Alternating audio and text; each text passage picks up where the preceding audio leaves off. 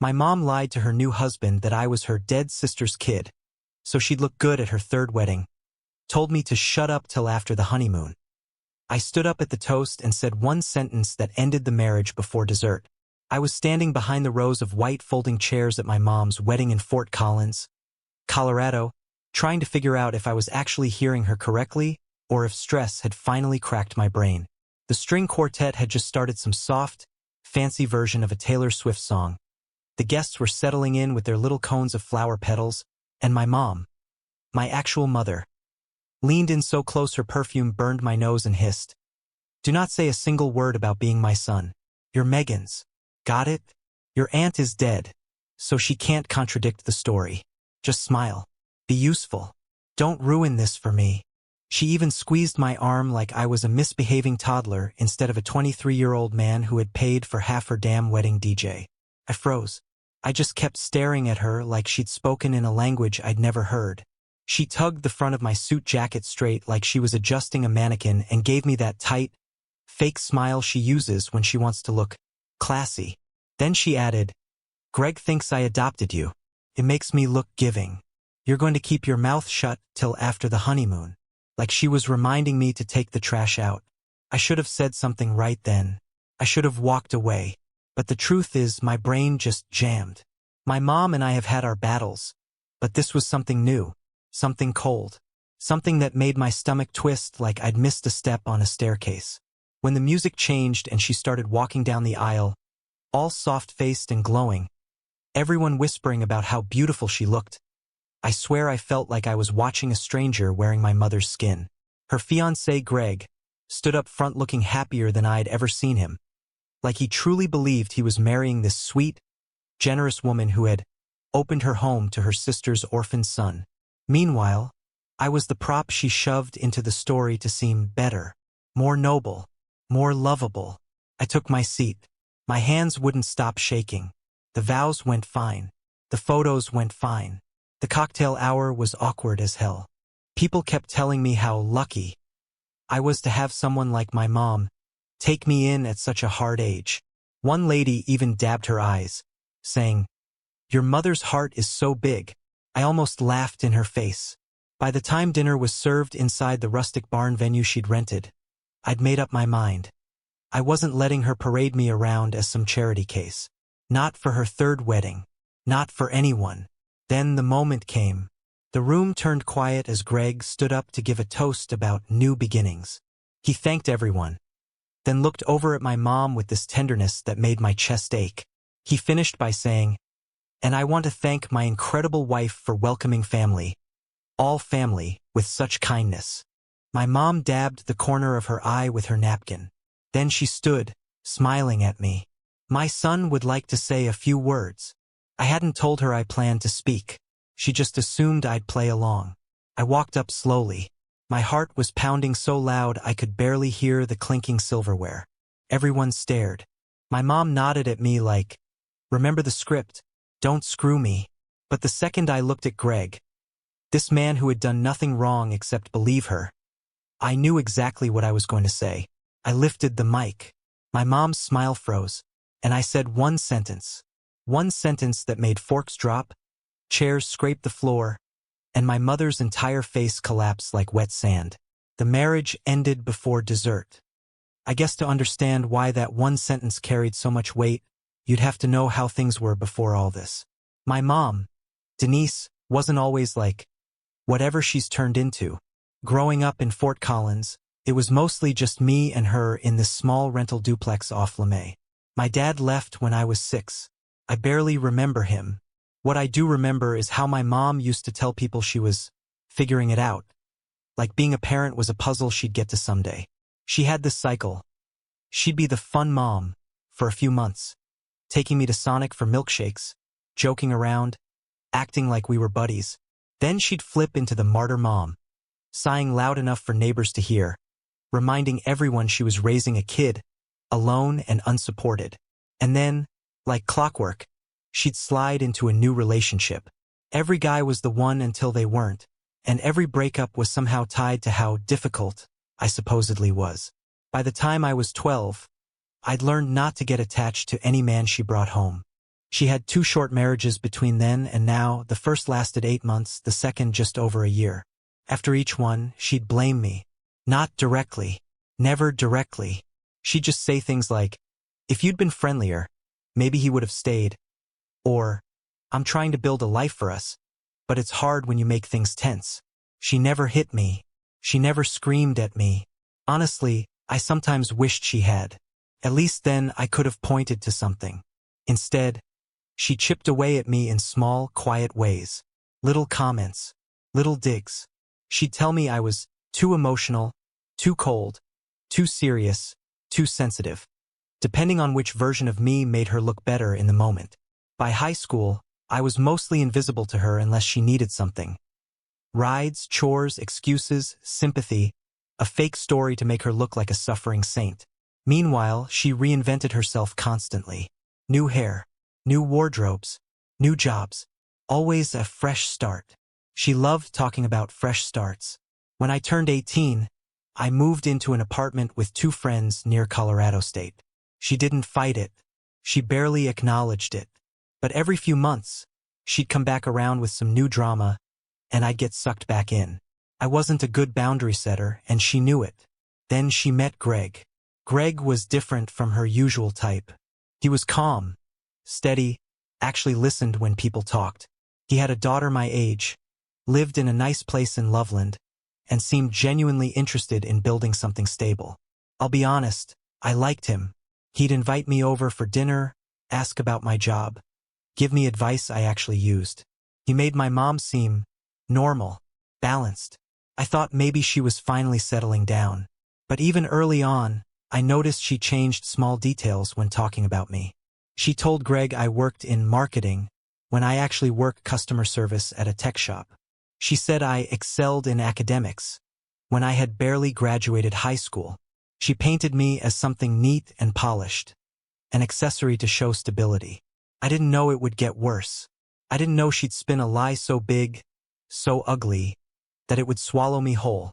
And it all came to light about 2 weeks before the wedding, when I overheard her on the phone telling someone that guests don't need to know he's my kid. It complicates things. I remember asking her what that meant. She laughed, said I had no sense of PR. Then, on the wedding day, she finally told me the exact story she'd fed Greg, that I wasn't her son. I was her dead sister Megan's kid she had heroically taken in. My Aunt Megan, by the way, died of a drug overdose when I was 12. My mom barely talked to her before that, and Megan definitely didn't have a kid. There was this moment, sitting at the reception table after her confession, where I realized she didn't see me as family anymore. I was a prop, a useful ornament, a way to get the life she wanted. So when I stood up for that toast, looking at Greg's hopeful face and my mom's expectant smile, everything in me snapped into clarity. I knew exactly what I had to say. In the days leading up to the wedding, the lie only grew teeth. At first, I thought maybe she'd panic last minute and come clean, or at least soften. But every interaction just pushed the knife in deeper. 3 days before the ceremony, she called me while I was at work at the tech store in Old Town. No greeting, no small talk.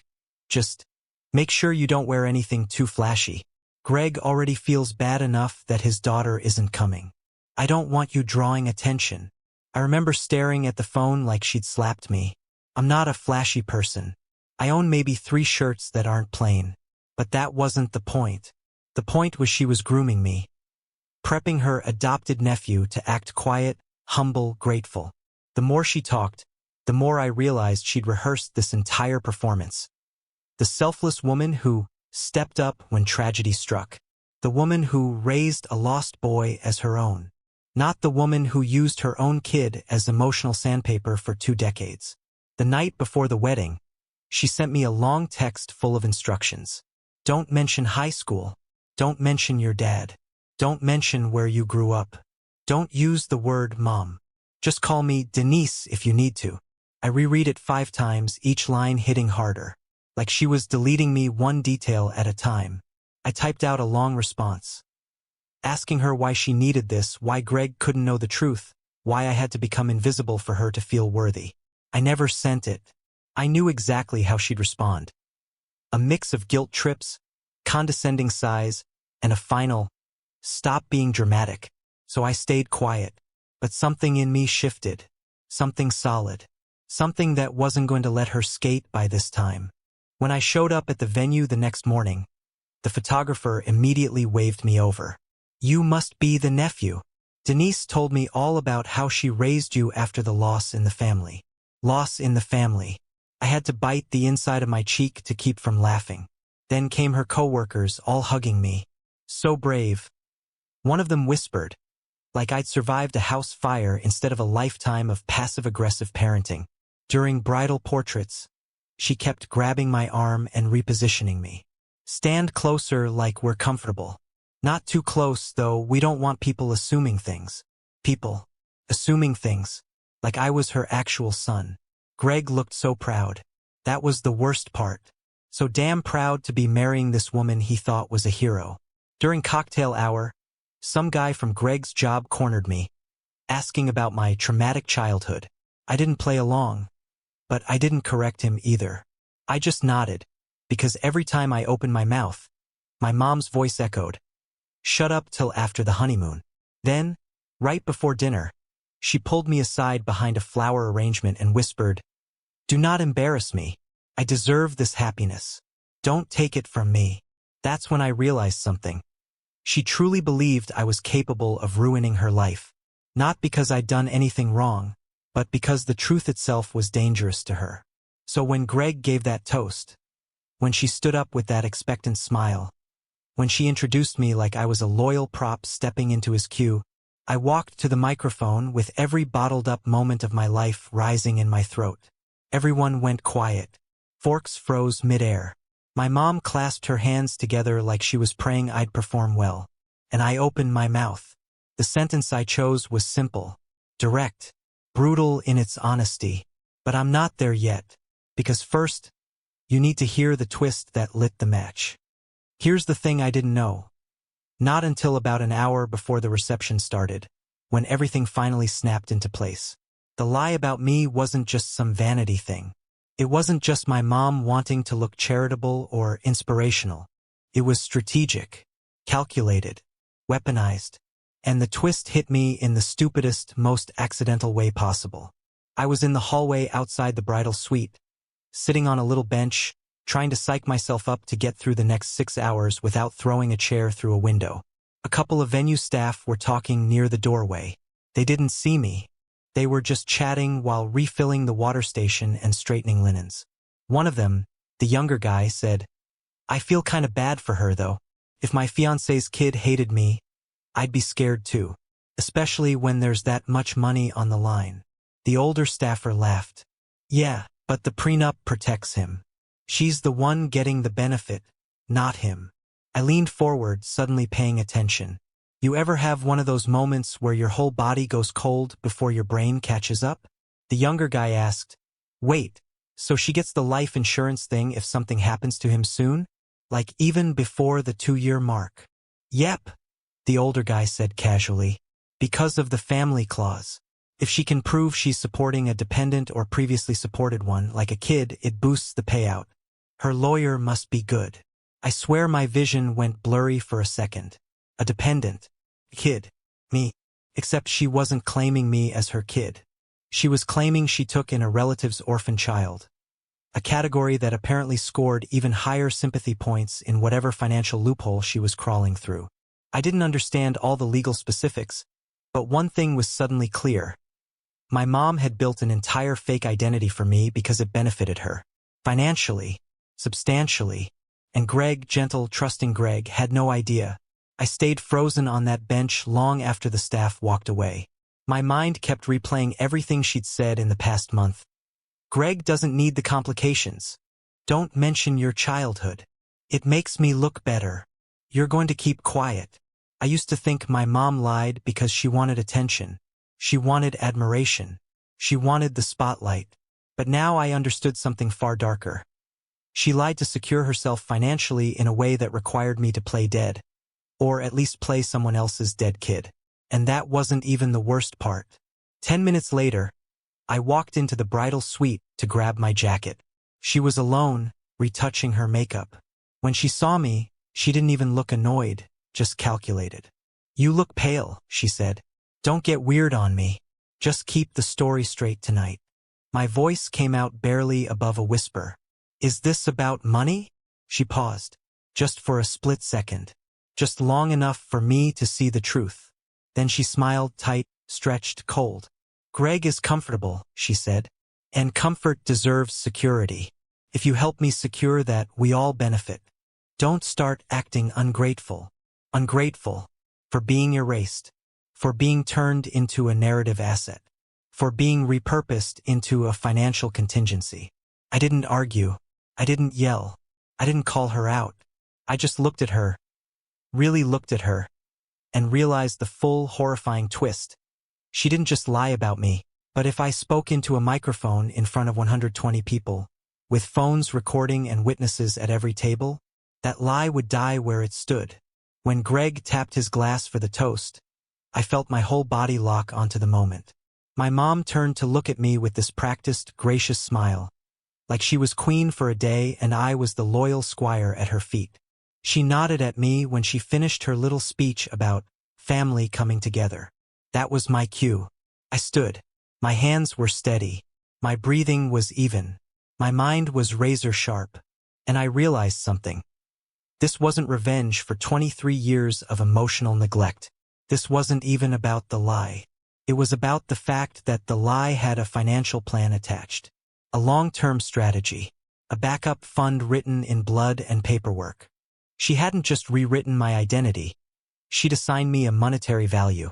And something about that woke up a part of me I didn't know I had. While walking toward the microphone, I thought through the line one last time. It needed to reveal the truth. Be undeniable. Collapse the entire tower she built. Leave no wiggle room for excuses. Hit Greg like a freight train of clarity. And the beauty was, it didn't require anger. It didn't require yelling. It didn't require explaining myself. It just required accuracy. When I reached the mic, I looked at Greg first. Not at her. Never at her. I wanted him to see my face when he heard the truth. I wanted him to feel the sincerity, the steadiness, the absolute lack of malice. Then I looked at the guests. Then at my mom, her smile frozen, her eyes too wide. I opened my mouth, and the sentence came out exactly the way I rehearsed it in my head. Calm. Simple. Deadly. But before I tell you the sentence, you need to hear one more twist. The one that turned this from a messy lie into a full-scale implosion. Because there was a second layer to her scheme. And I found it out only seconds before speaking. Right as I was walking toward the microphone, literally seconds before I reached it, Greg's best man, Owen, leaned forward from his table and quietly said, "Hey man, before you start, I just want to say I'm sorry about what your mom told Greg about you. That had to hurt." I froze mid-step. No one else heard him. But I did. And it hit me like whiplash. He gave me this sad, sympathetic look. The kind people give when they think you're clueless about something everyone else already knows. I stepped closer. "What did she tell him?" Owen blinked. That you were struggling. That you're not all there sometimes. That you have episodes and she's been managing them for years. That it's been a burden, but she doesn't complain about it because family means loyalty. My stomach dropped clean through the floor. Episodes? Not all there? A burden? What kind of episodes? I asked, my voice barely a whisper. He hesitated, then said, "She told Greg you've been violent before. That you're unpredictable. That you get confused easily and make up stories. That stress makes you act out." I felt the room tilt. Then Owen added the final blow. "She said that's why you shouldn't drink tonight. Greg didn't want to embarrass you, so he told the bartender not to serve you alcohol. I thought you knew. I hadn't even tried to order a drink yet. I didn't know because I wasn't supposed to know." My mom didn't just rewrite my identity. She built a safety net under the lie by painting me as mentally unstable, unreliable, someone whose words could be dismissed the second I opened my mouth. And the worst part? It worked. People had been giving me soft smiles all day, speaking slowly, touching my shoulder like I was fragile. I thought they were reacting to the tragic orphan lie. But no, They were treating me like a ticking bomb with a sob story, because she'd planned ahead. She knew the lie was big. Too big. She knew the truth could explode if I panicked or slipped up. So she preemptively discredited me. She built a second narrative. That I was unstable, confused, and prone to fabricating things. So if I ever tried to tell the truth, she could put a gentle hand on my arm and say, "He's overwhelmed. He gets like this. It's okay." And Greg would nod, because he'd already been primed. That was the second twist. My mom didn't just rely on me staying quiet. She built an entire failsafe to make sure no one would believe me if I didn't. It was genius in the ugliest way possible. My heart was pounding now. Not from nerves, but from clarity sharper than anything I'd ever felt. She hadn't just erased me. She'd replaced me with a version she controlled. A version who couldn't expose her. A version whose truth could be brushed aside with a soft voice and a sad shrug. She never expected me to be calm. She never expected me to be collected. She never expected me to walk to that microphone like a man with nothing to lose.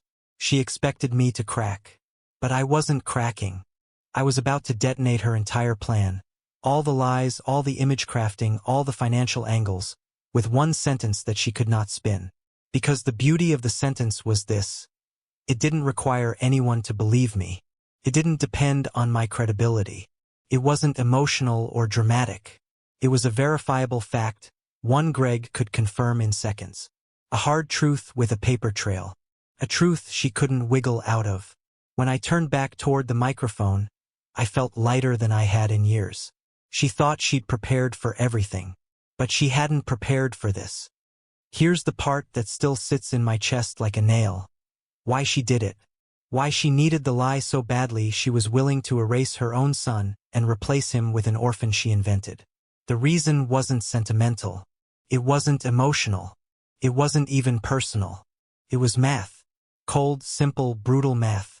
After the wedding blew up, after everything burned down, I finally saw the paperwork. But what I'm about to tell you is what she admitted, indirectly, carelessly, cruelly, in the moments leading up to my toast. Because after Owen told me what she'd been saying about my episodes, and after the ground stopped spinning, I made one detour before reaching the mic. I walked past her table. She saw me coming and flashed that tight, icy smile she saved for when she was lying and hoping no one noticed. She leaned in and whispered, "Whatever you're planning, don't. I can't babysit you tonight. Just sit down and be good. Be good." Like a dog at a groomer. I stared at her, really stared, and she must have seen something new in my face, because she shifted, crossed her legs, straightened her dress, and dropped the act entirely. Her voice went flat, practical, honest in the worst way. "Greg is almost 20 years older than me," she said quietly. "He's comfortable, but comfort fades. I need security. I need stability. I'm not going to be stuck in some cheap condo again in 10 years when he retires.